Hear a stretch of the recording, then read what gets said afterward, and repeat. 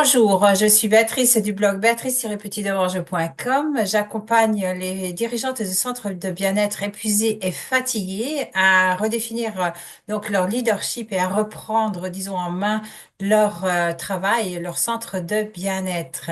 Et donc, je suis aujourd'hui ici à interviewer une des participantes, une co-autrice ou co-auteur, enfin, je me trompe chaque fois en français, du livre Impacté au féminin. Et nous sommes 17 écrivains, femmes, entrepreneurs qui avons osé donc d'écrire sur notre vie et pourquoi nous avons choisi ce chemin de vie, entreprendre et créer sa propre entreprise, bien sûr. Et aujourd'hui, j'ai donc l'honneur de vous présenter Isabelle, qui est le chapitre. Sur le chapitre 9. Bonjour Isabelle, et si tu veux bien te présenter. Moi, je suis Isabelle, je suis aujourd'hui coach. Je suis experte en vitalité pour les femmes de plus de 50 ans. Voilà, donc j'habite en Loire-Atlantique, à Guérande, pour mettre plus de sel dans ma vie, puisque c'est le pays du sel. Et Ouais, voilà, je- c'est moi, un très bon salut. c'est ça, moi j'arrive du monde de la santé puisque je suis masseur kinésithérapeute, fasciathérapeute et aujourd'hui j'ai vraiment à cœur d'accompagner toutes ces femmes qui sont vraiment en manque d'énergie, de vitalité mais surtout qui ont besoin de retrouver une santé. Alors, je voulais te poser une question. Pourquoi tu as choisi donc d'écrire ce chapitre et de collaborer à l'écriture de ce livre? Écoute, j'ai eu la chance de lire la précédente édition, la seconde édition. Et Mm. c'est vrai que ça m'avait beaucoup interpellée dans le fait de transmettre en fait et puis d'oser aussi écrire. Moi, je suis quelqu'un qui a beaucoup écrit. J'ai beaucoup de cahiers qui sont restés en sommeil chez moi par rapport à tout ce que j'ai pu écrire tout au long de ma vie. Et je me disais toujours que l'important, c'est quand même bien non pas de garder ce qu'on a vécu pour soi, mais de le transmettre afin d'aider, d'inspirer, d'impacter certaines personnes. Je me suis fait coopter cette année un petit peu par des gens qui avaient écrit la précédente édition, celle que j'avais donc lue. Vraiment, j'ai pas réfléchi en fait. Je me suis dit pourquoi pas et c'est maintenant. Si vraiment c'est aussi insistant, ça paraissait vraiment être le moment. Je me suis dit je me lance. Très bien. Est-ce que tu peux nous dire ce que cela t'a donné comme expérience? Écrire sur toi, écrire ton chapitre, parce que bon, il y a ta fille aussi qui a écrit. Donc voilà, est-ce que tu peux nous parler de ta propre expérience, de l'expérience aussi de lire le chapitre de ta fille? Alors le fait d'écrire, en fait, ça a été au départ Moi, en fait, je suis rentrée dans l'aventure de l'écriture de ce livre 15 jours avant la remise des épreuves de chacune, en fait. Et donc, il y avait non seulement le challenge d'écrire sur soi déjà, ce qui n'est pas toujours évident d'aller regarder à l'intérieur et de refaire le film de sa vie en étant honnête, authentique et sincère. Et en plus, il y avait cette petite deadline quand même qui était là derrière. Et alors que, voilà, j'avais à cœur d'être vraiment vraiment une espèce de complétude, de donner du sens à un écrit. Et en même temps aussi, respecter la rigueur voilà, du livre, de l'écriture du livre. Et ben, ce que ça m'a apporté, c'était une certaine excitation au départ. Après, il y a eu des phases un petit peu de challenging, pas de découragement, mais je me disais, mais j'y arriverai jamais, ça me paraît vraiment insurmontable. Et puis après, il y avait beaucoup de phases d'émotion parce qu'au fur et à mesure que j'écrivais, quand je devais relire, je me disais, oh, ah oui, quand même, les- la vie n'est pas voilà, un long fleuve tranquille. Et puis, et effectivement, quand je me suis lancée dans l'aventure, je sais pas pourquoi, j'avais l'impression que pas moi, pas tout en fait. Et il y a une place qui s'est libérée pour rentrer dans l'histoire du livre. Et j'ai proposé cela à ma fille aînée, enfin, qui est aussi chef d'entreprise. Nous avons vraiment écrit toutes les deux en pleine, comment on va dire, chacune en gardant son intimité, son style. Enfin, on n'a vraiment pas échangé.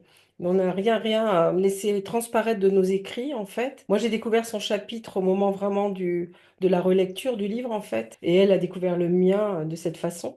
Et alors moi, le fait d'avoir écrit, j'ai eu l'impression de m'être libérée quand même de beaucoup de choses, d'avoir vécu vraiment, alors pas une psychothérapie, mais quelque chose qui m'avait permis de déposer aussi des choses que peut-être je portais en moi et qui pouvaient me freiner ou qui me faisaient encore mal aujourd'hui, faut être clair. Aussi, j'étais assez fière de relire cette histoire après, quand j'ai écrit.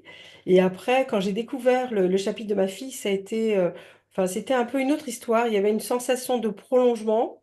Il y avait aussi le fait de voir que des événements communs n'avaient pas été vécus de la même façon ou l'avaient impacté autrement.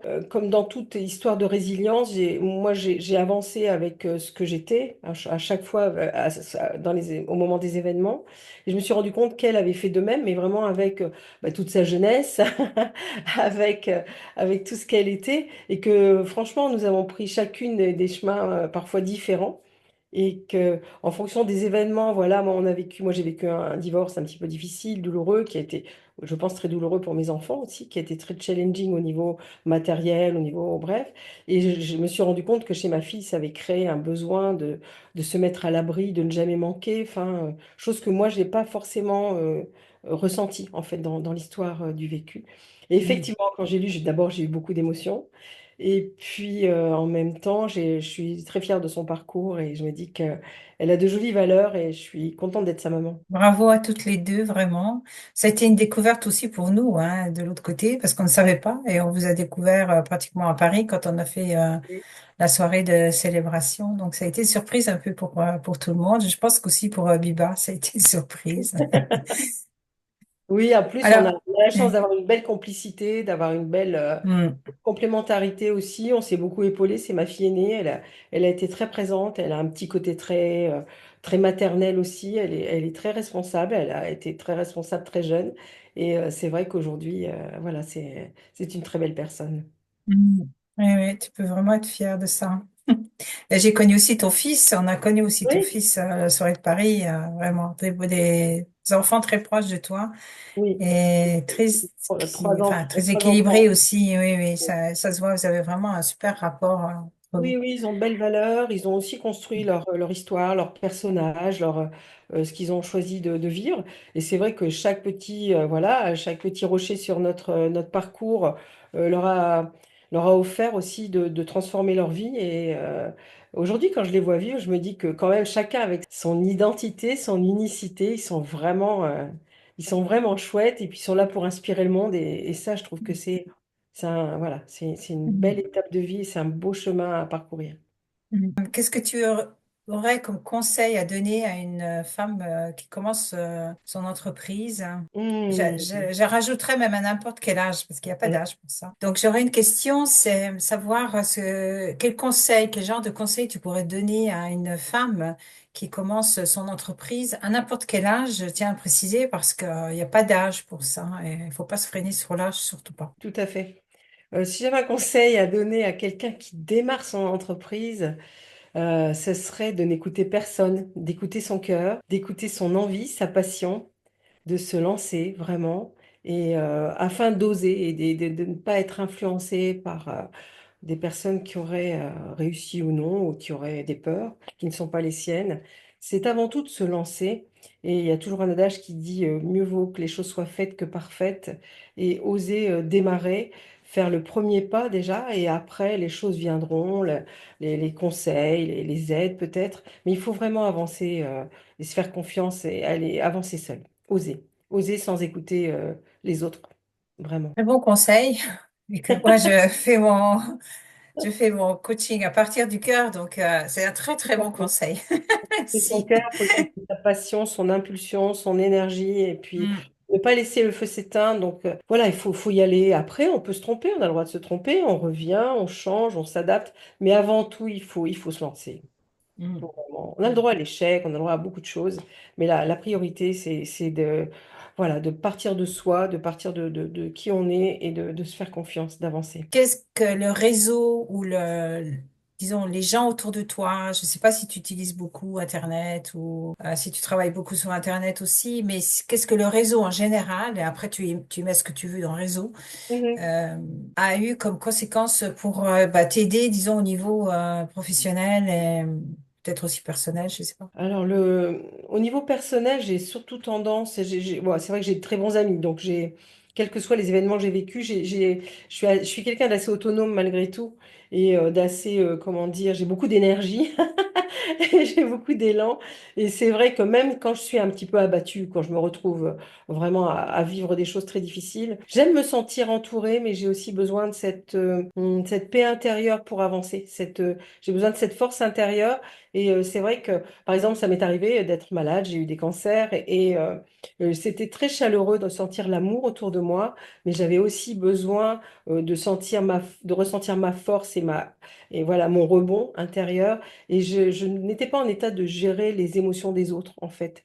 Donc j'ai besoin de cet amour. Vraiment, je sais qu'il est là, mais j'ai aussi besoin d'être stable dans mon ancrage. En fait, ça, c'est important. Mm. Après, au niveau professionnel, j'ai la chance d'avoir de nombreux réseaux professionnels. Alors, tout d'abord, quand j'étais kinésithérapeute, je faisais partie de syndicats de kinésithérapie ou d'associations de kinésithérapeutes, d'ailleurs que j'ai dirigé moi-même aussi. Je trouvais vraiment que ça crée une véritable force en fait. Ça crée aussi, on parle à des gens qui nous connaissent, qui connaissent notre façon de fonctionner, qui connaissent les problèmes et les avantages de notre profession, et c'est important de se relier aussi enfin, tous les gens de nos réseaux professionnels. Et aujourd'hui, je fais partie de réseaux d'entrepreneurs, de chefs d'entreprise. Moi, je suis dans l'ouest de la France et j'appartiens à un réseau que j'aime beaucoup qui s'appelle Femmes de Bretagne. Et ce réseau Femmes de Bretagne, c'est un réseau qui est extraordinaire, qui vraiment embrasse tout l'ouest de la France avec des coordinations locales de ville en ville et qui font aussi des partages, des échanges et tout. Des réseaux d'entreprises dans lesquels on trouve des formations, on a beaucoup d'aide, on a aussi beaucoup d'idées, on s'épaule quand on crée une entreprise, on peut avoir aussi besoin de partenariats, de délégués. Et vraiment, c'est un réseau qui marche aussi bien sur l'horizontalité que dans la profondeur. Il y a un c'est vraiment un cœur de femme en tout cas là, pour ce réseau.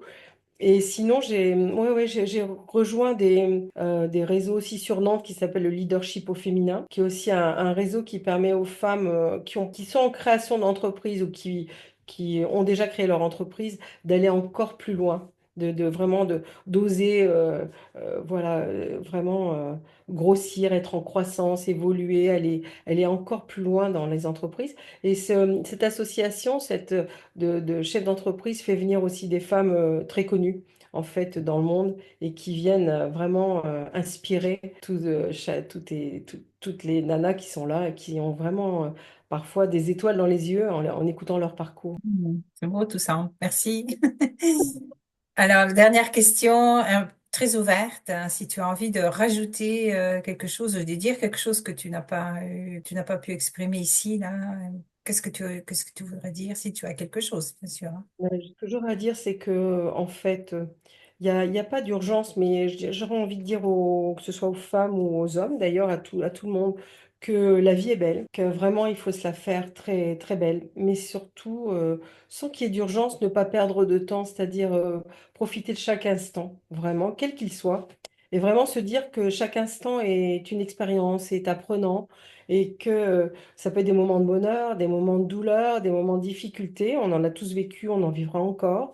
Ce sont des moments qui sont des véritables expériences, mais il faut vraiment ne pas perdre de temps. Et moi-même, ça m'arrive de passer par des périodes je suis un petit peu dans un vagabondage je trouve qui ne me ressemble pas et je pense qu'il faut vraiment se recentrer régulièrement. Et le tout, c'est ça, c'est de profiter de chaque instant, mais en faire vraiment quelque chose. Merci Isabelle. À bientôt. Peut-être qu'on fera d'autres À bientôt. interviews. Pourquoi Oui, pas? J'avais suggéré aussi de faire un peu en groupe avec des sujets particuliers. Et de toute manière, on va se rencontrer encore grâce au livre Impacté au féminin que je vous conseille vivement ah oui, d'acheter. Et je vous mettrai le lien dans la description. Et vous trouverez aussi les liens pour contacter Isabelle si vous avez envie de la contacter. avec un grand plaisir. Ce livre, c'est une véritable aventure, mais moi, j'ai rencontré depuis qu'il est paru de nombreuses personnes qui sont étonnées d'abord du fait d'avoir osé l'écrire, et puis vraiment que ça inspire vraiment. Et moi, j'ai même mes neveux qui l'ont acheté et qui sont, mais alors, vraiment très surpris et surpris du chemin de toutes ces femmes. Et même pour des hommes, ils ont été très touchés par nos chemins, nous, les 17 femmes. Et ben, c'est vrai que c'est une belle équipe de femmes vraiment avec un énorme cœur, des femmes de lumière aussi. Et en tout cas, ben oui, Béatrice, à très bientôt, en tout cas, et j'espère qu'on va continuer de collaborer et de continuer d'avancer ensemble. Absolument. Au revoir et à bientôt à tout Au le revoir, monde. à Au revoir. bientôt. Merci infiniment.